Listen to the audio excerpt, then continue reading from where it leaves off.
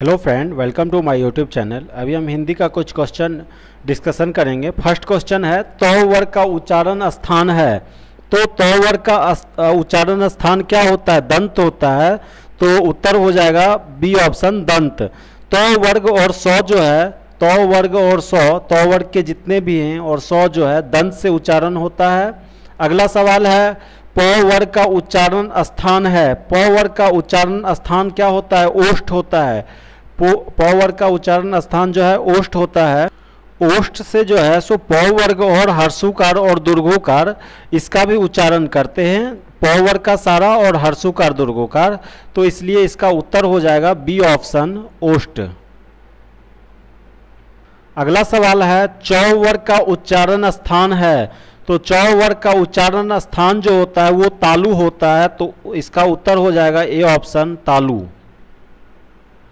अगला क्वेश्चन है, वर्णों के समूह को क्या कहते हैं? तो वर्णों के समूह को जो है वर्णमाला कहते हैं। तो इसका आंसर क्या हो जाएगा? सी ऑप्शन, वर्णमाला। अगला सवाल है 6 नंबर, पुस्तक कौन सा शब्द है? तो पुस्तक, पुस्तिका ये सब जो है तत्सम होता है, संस्कृत का शब्द है। तो इसका उत्तर हो जाएगा बी ऑप्शन, तत्सम। अगला सवाल है 7 नंबर क्वेश्चन, आग कौन सा शब्द है? तो आग जो है सो तद्भव शब्द है। तत्सम शब्द आग का क्या होगा? अग्नि होगा।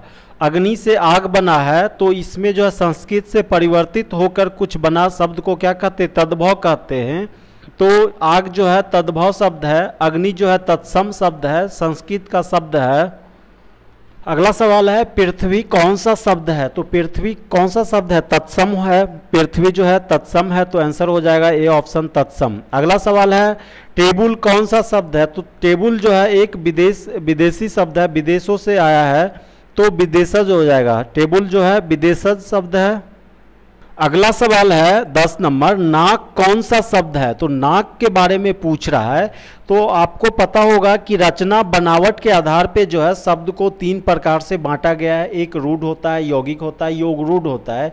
रूढ़ शब्द उसको कहते हैं जिसको सार्थक खंडन न किया जा सके, उसको जो है सो रूढ़ शब्द कहते हैं। तो नाक को आप जो है सो खंडन नहीं कर सकते हैं आप, तो ये जो है रूढ़ शब्द हो गया। नाक जो है सो रूढ़ शब्द है। और यौगिक शब्द वो होता है जो 2 से अधिक शब्दों से मिलके बना होता है, उसको जो है सो यौगिक शब्द कहते हैं। जैसे विद्यालय, विद्या जोड़ आल है। तो राजपुत्र, राजा का पुत्र, ये सब जो हो गया यौगिक शब्द है। तो आप इस तरह से पहचान सकते हैं। यहाँ पे नाक जो है सो रूढ़ शब्द है।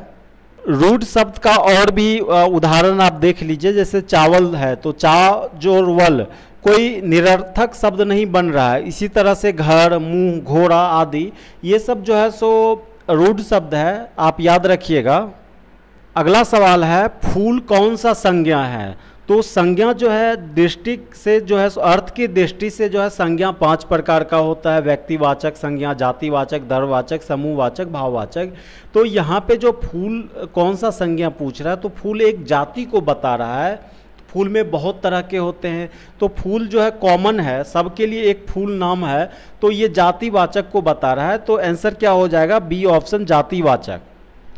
अगला सवाल है, ईमानदारी कौन सा संज्ञा है? ईमानदारी कौन सा संज्ञा है ये पूछ रहा है। तो ईमानदारी जो है सो एक भाववाचक संज्ञा है। किसी का भाव, गुण आदि को दर्शाने वाले को जो है भाववाचक संज्ञा कहते हैं। जैसे आप उसका उदाहरण देख सकते हैं, सुंदरता, सौंदर्य, वीरता, धैर्य, ये सब जो होता है, ये सब जो है ये जो है भाववाचक संज्ञा है। तो यहाँ पे ईमानदारी क्या हो जाएगा? भाववाचक संज्ञा है। अगला सवाल है, लंबोदर कौन सा शब्द है? तो लंबोदर जो है एक योगरूढ़ शब्द है। आंसर हो जाएगा सी, योगरूढ़। योगरूढ़ जो है और यौगिक में आपको जो है कन्फ्यूजन हो सकता है। योगरूढ़ होता है, यौगिक तो होते हैं लेकिन उनका अर्थ जो होता है उसका विशेष अर्थ हो जाता है, उसको योगरूढ़ शब्द कहते हैं। तो इसका एग्जाम्पल आप देख सकते हैं, पीताम्बर, लंबोदर, हनुमान, दशरथ, ये सब जो है सो योगरूढ़ शब्द होते हैं। इसका अर्थ जो है कुछ अलग हो जाता है, इसलिए ये योगरूढ़ कहलाते हैं। अगला क्वेश्चन है सोना कौन सा संज्ञा है। तो बहुत ही सिंपल क्वेश्चन है। सोना जो है द्रव्यवाचक संज्ञा है। द्रव्यवाचक संज्ञा किसको कहते हैं? जिस संज्ञा शब्द से उस सामग्री या कोई पदार्थ का बोध होता है उसको क्या कहते हैं? द्रव्यवाचक संज्ञा कहते हैं। जैसे आप उसका उदाहरण देख सकते हैं, इसका सोना, चांदी, तांबा, ये सब जो है सो द्रव्यवाचक संज्ञा है। अगला सवाल है मैं कौन सा पुरुष है। तो मैं जो है उत्तम पुरुष होता है।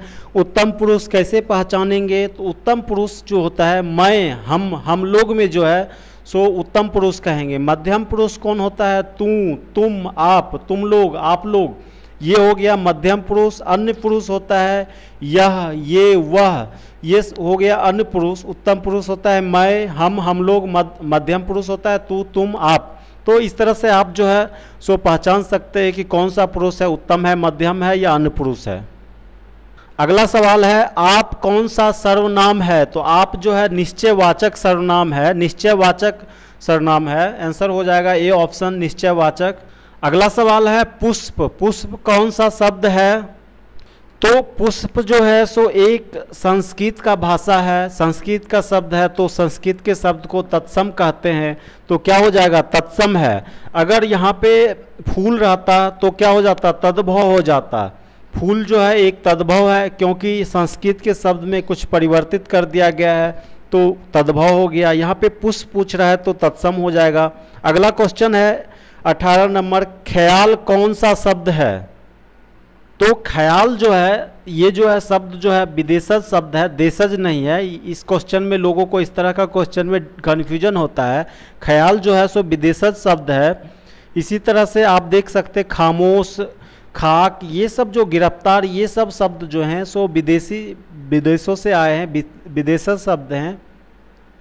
अगला सवाल है तेंदुआ कौन सा शब्द है। तो तेंदुआ जो है एक देसी शब्द है, देशों में उत्पन्न हुआ है, देशों से आया है। तो ये जो है आंसर हो जाएगा ए ऑप्शन, देशज।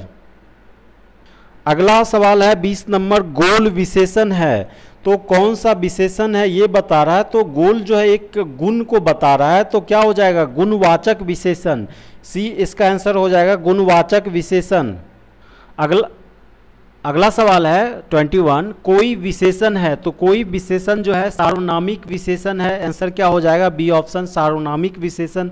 सार्वनामिक विशेषण क्या होता है?